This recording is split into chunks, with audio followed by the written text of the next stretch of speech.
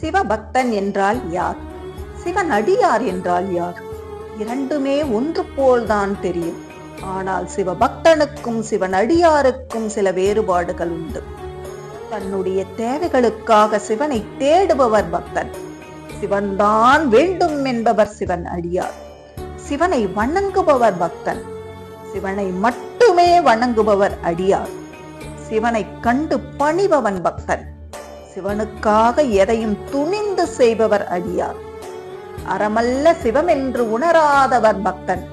அன்பே சிவம் என உணர்ந்தவர் அடியார். கூட்டம் கூட்டமாக இறைவனை காண்பவர் பக்தன். கூட்டம் போன பின்பு ஈசனின் அழகை தனித்து நின்று ரசிப்பவர் அடியார். ஈசனை அடைய சுத்தமாக இருக்க வேண்டும் என நினைப்பவர் பக்தன். சுத்தத்தை பெரிதாக எண்ணாமல் சித்தத்தை சிவன் பால் வைப்பவர் அடியார்.